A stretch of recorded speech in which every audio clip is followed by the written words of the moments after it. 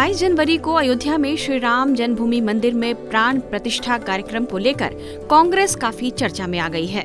राम जन्मभूमि विवाद पर कांग्रेस का रुख कई विरोधाभासों से भरा हुआ है। विवादों के बीच 1986 में परिसर के ताले खोले गए थे। तब राजीव गांधी प्रधानमंत्री थे। फिर विश्व हिंदू परिषद को विवादित स्थल पर शिलान्यास करने की अनुमति भी दी गई थी। लेकिन अब 22 जनवरी को जब अयोध्या में इतना बड़ा कार्यक्रम हो रहा है तो कांग्रेस के वरिष्ठ नेताओं ने यहां जाने से मना कर दिया है। कांग्रेस के नेताओं को इस समारोह में आने का निमंत्रण दिया गया था, लेकिन कांग्रेस ने बयान जारी कर कहा है कि बीजेपी और आरएसएस इस कार्यक्रम से चुनावी लाभ लेने की कोशिश कर रही है। इसलिए कांग्रेस नेता सोनिया गांधी, पार्टी अध्यक्ष मल्लिकार्जुन खड़गे और लोकसभा में कांग्रेस के नेता अधीर रंजन चौधरी ने ससम्मान पूर्वक इस निमंत्रण को अस्वीकार कर दिया है। कांग्रेस के इस कदम से पार्टी में घमासान मच गया है। पार्टी के कई नेताओं ने पार्टी आला कमान के इस फैसले का विरोध किया है। वहीं इसको लेकर अब राजनीति भी शुरू हो गई है। जहां कांग्रेस के ही कुछ नेताओं ने अपनी पार्टी आला कमान के फैसले पर असहमति जताई है, वहीं बीजेपी का कहना है कि राम विरोध कांग्रेस के चरित्र में ही है। निमंत्रण ठुकराए जाने को लेकर बीजेपी कांग्रेस पर हमलावर हो गई है। कांग्रेस के राम मंदिर प्राण प्रतिष्ठा के निमंत्रण को अस्वीकार करने पर असम के सीएम और बीजेपी नेता हिमंत बिस्वा शर्मा ने क्या कहा है, आइए आपको सुनाते हैं। In my view, they should not have been invited at all.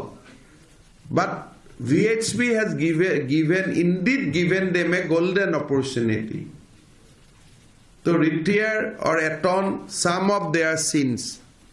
But they missed the bus again. I am feeling pity and sad for them.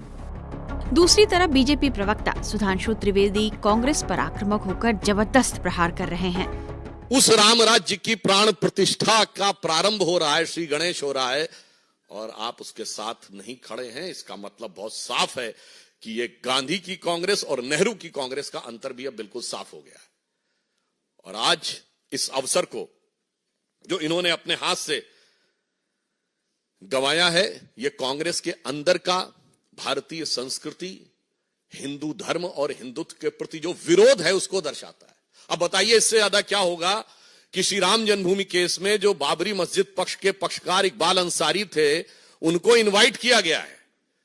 यह हिंदू धर्म की महान उदारता के परंपरा के अनुरूप है। गोली चलाने वालों को भी इनवाइट किया गया। बताइए वो आने को तैयार हैं जो मुख्य पक्षकार थे, मगर चंद कट्टरपंथी वोटों की तिजारत की गला काट प्रतिस्पर्धा में कांग्रेस और कांग्रेस गोत्र के सारे दल, कांग्रेस की परंपरा के सारे दल आज हाहाकार मचाने को तैयार है। मतलब आपने हिंदी में कहावत सुनी होगी ना कि मुद्दई सुस्त गवाह चुस्त। यहां तो मुद्दई साथ में आके खड़ा हो गया है, मगर इसके बावजूद इन लोगों के मन में अभी भी वह लोभ दिखाई पड़ रहा है।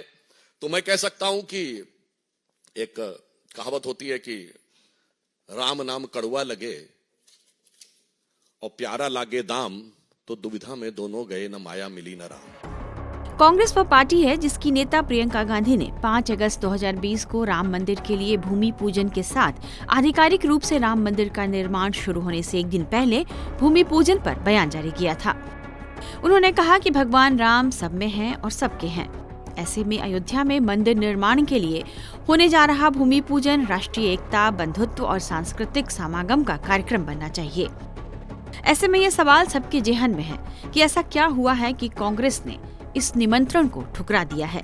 क्या ऐसा केवल मुसलमानों के नाराज होने की डर से किया गया है या इसकी और कोई वजह है? टाइम्स नाउ नव भारत डिजिटल की रिपोर्ट।